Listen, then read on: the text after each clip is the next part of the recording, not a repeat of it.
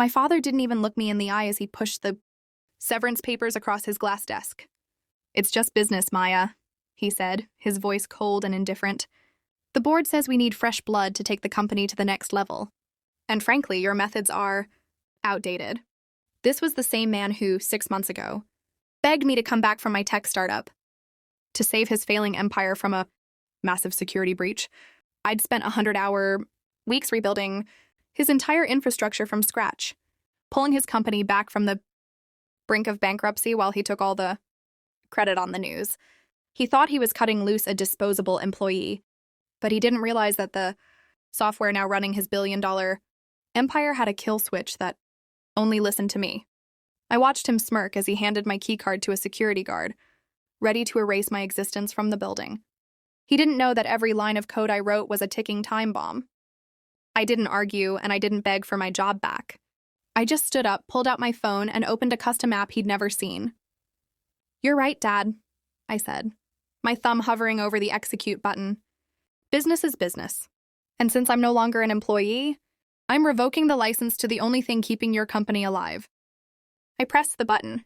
Instantly, every screen in the executive suite turned blood red, and the sound of 1,000 servers shutting down echoed through the vents. I looked at his horrified face as his phone began to explode with alerts from the stock market. "You just fired the only person who knows the password," I whispered. Good luck explaining to the board why the company just went offline forever."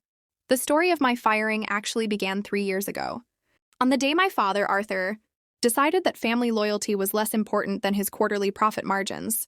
At the time, I was the founder of Vanguard Tech, a small but revolutionary cybersecurity startup that had developed a way to predict hacking attempts before they even happened. I hadn't asked my father for a single cent to build it. I had worked 3 side jobs and lived on ramen for 2 years to fund the development. But when my father's legacy firm, Sterling Global, suffered a catastrophic data breach that threatened to send him to prison for negligence, he didn't come to me as a father. He came to me as a predator. He sat in my tiny apartment, looking at the broke lifestyle I was living, and gave me a choice. "Maya, your company is brilliant, but you don't have the infrastructure to scale it," he said, his voice dripping with that fake paternal glow. "Merge Vanguard into Sterling Global. I'll make you the chief technical officer, and together, we'll make the family name synonymous with the future of the internet." I was naive back then. I thought he was proud of me. I signed the merger papers, believing I was joining a partnership. The reality was a surgical strike on my career. The moment the merger was finalized, Arthur moved the Vanguard patents into a shell company that he controlled entirely. He didn't make me the CTO. He made me a senior developer, reporting to a man who didn't even know how to reset his own password. For 2 years, I watched as my father went on national television, claiming he was the visionary behind the new security protocols. He won CEO of the Year awards using my code, while I was forced to work 18-hour days in a basement office, fixing the glitches his incompetent management team created. The mirror paradox was infuriating. To the world, Arthur was a tech genius. To me, he was a thief who had stolen his own daughter's future. But I wasn't just fixing bugs during those long nights. I realized that Arthur was planning to sell the company to a multi-billion-dollar conglomerate, a deal that would net him hundreds of millions while leaving me with nothing but a thank you card. He was preparing to discard me the moment the check cleared. That was when I decided to install the Ghost Ledger into the core of the system. While I was supposedly saving the company from a new wave of ransomware, I was actually building a kill switch into the very foundation of the architecture. I didn't do it to be a criminal. I did it because I knew Arthur's greed would eventually lead him to fire me to save on payroll before the merger was finalized.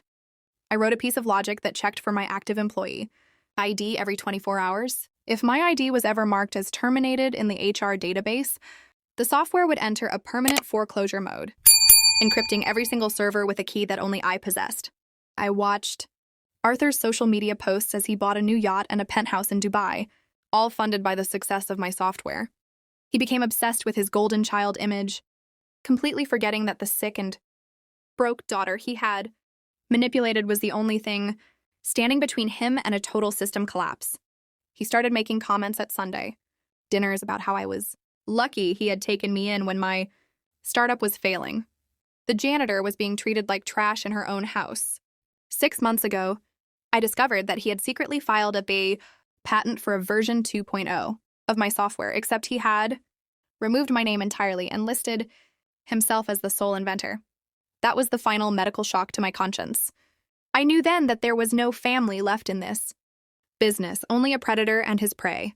I spent the last few weeks polishing the kill switch, making sure it was undetectable by even the most advanced forensics teams. I was ready. The backstory ends in that glass office, where Arthur finally felt powerful enough to cut the cord. He thought he was firing a daughter he had outgrown.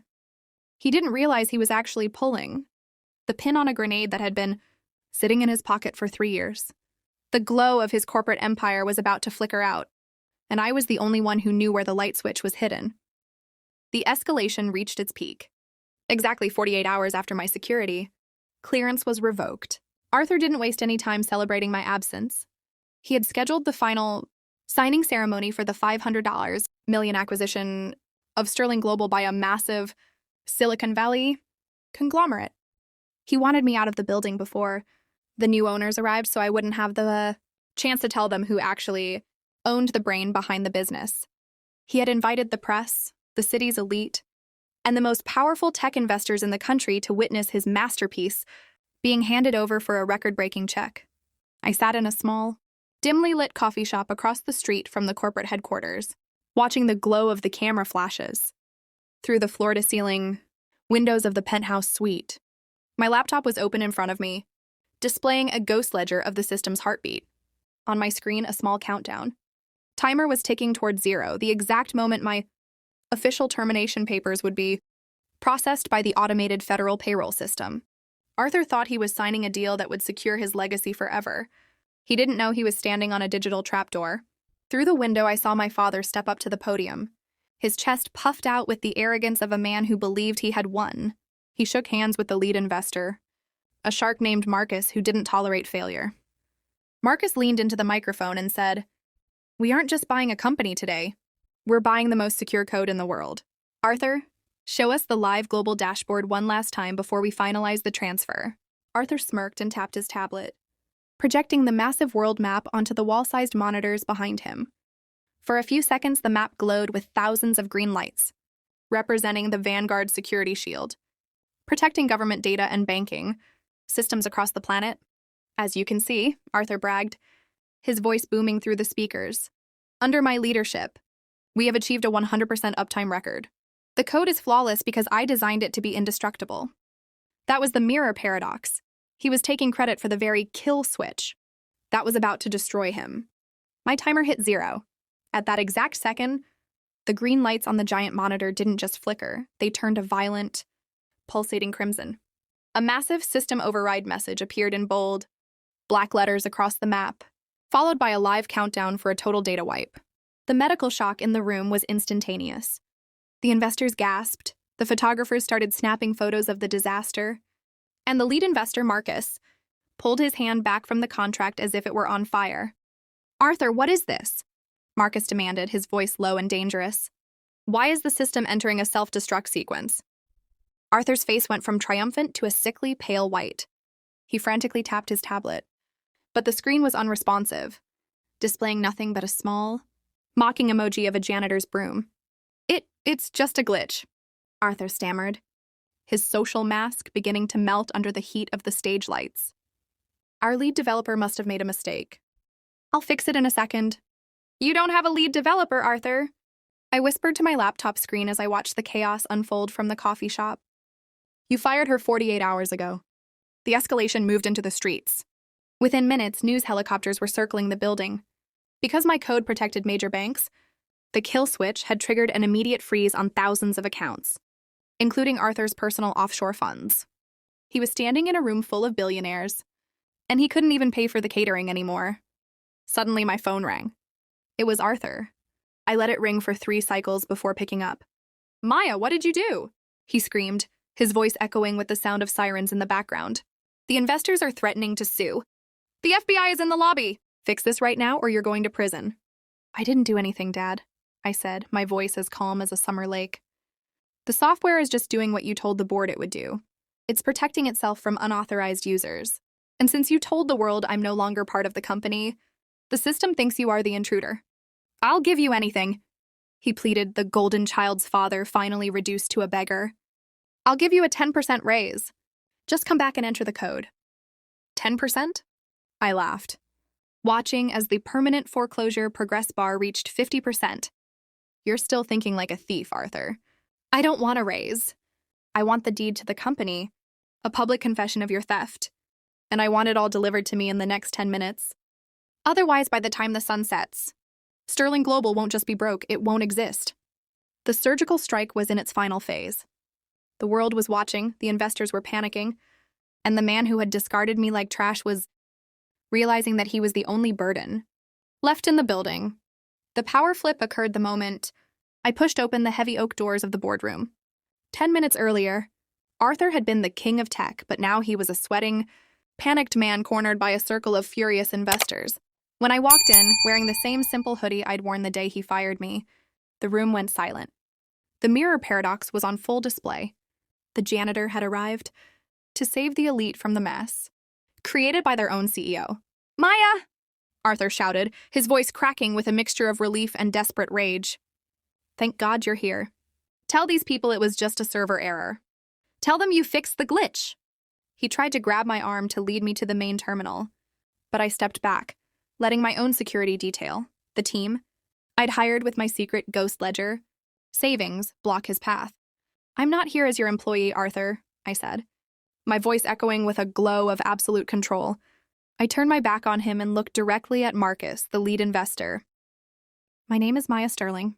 I am the sole architect of the Vanguard protocol, the owner of the original source code, and the person your CEO just illegally terminated to avoid paying out my equity. The medical shock in the room was palpable. Marcus looked from the red screaming monitors to my calm face. He told us he wrote the code, Marcus growled, gesturing toward my father. He can't even write a coherent email, Marcus, I replied, pulling a tablet from my bag and syncing it to the boardroom's main display. With a few taps, I pulled up the ghost ledger, the hidden metadata in every version of the software that proved I had been the only one committing code for 3 years. Arthur didn't just fire me. He attempted to steal the intellectual property of a multi-billion-dollar system that he doesn't understand. That's why the kill switch triggered. The system recognized him as a hostile threat.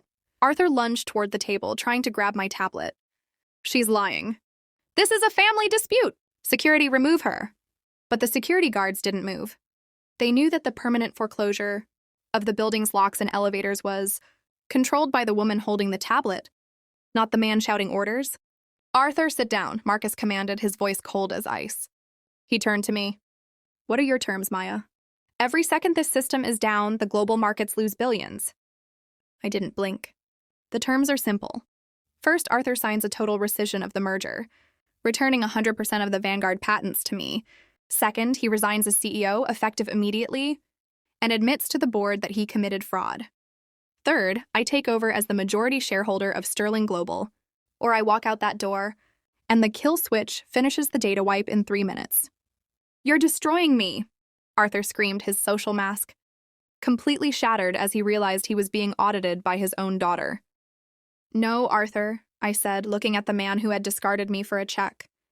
I'm just doing what you taught me. I'm making sure the outdated methods are finally removed from the system.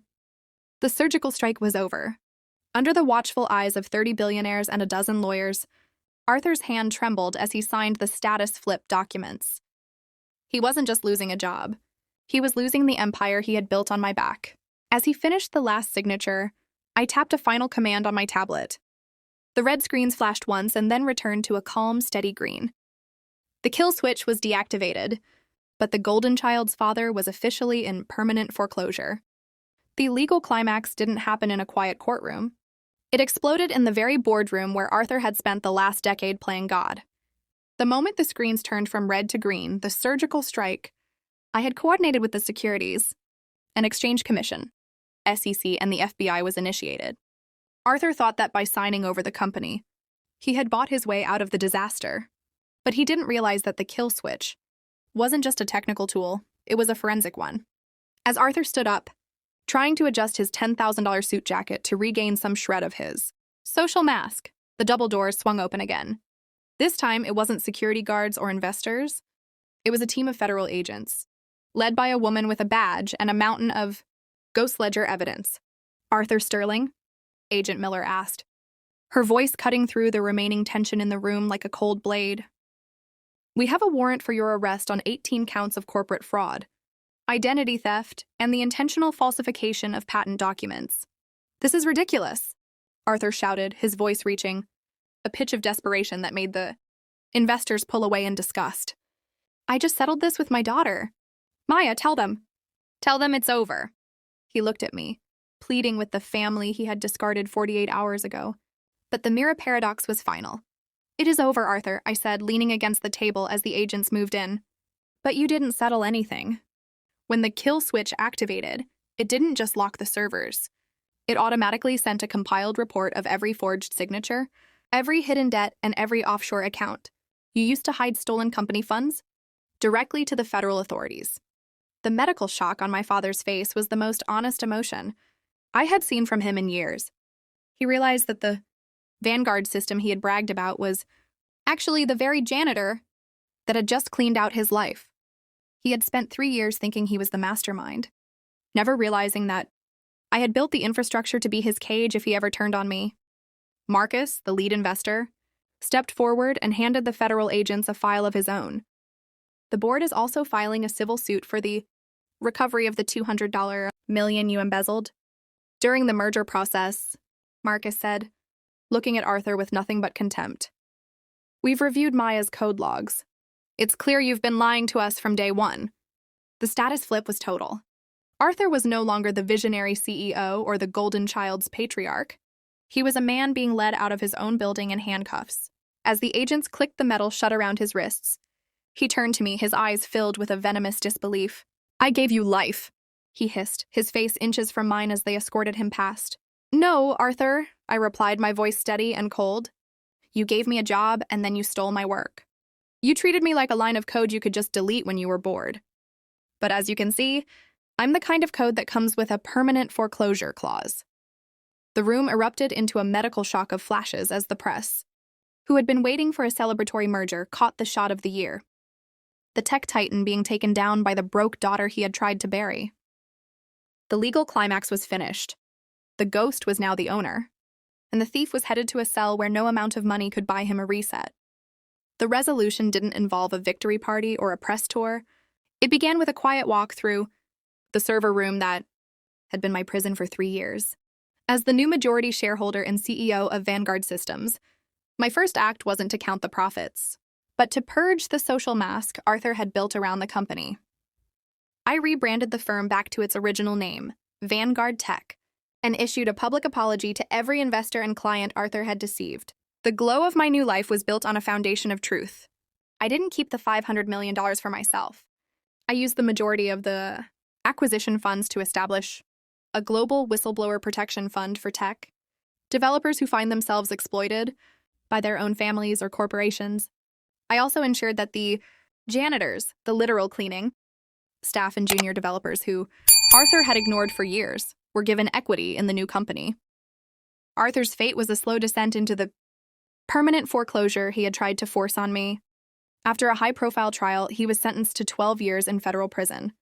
His luxury yacht, his penthouses, and even his CEO of the Year trophies were seized to pay back the millions he had embezzled.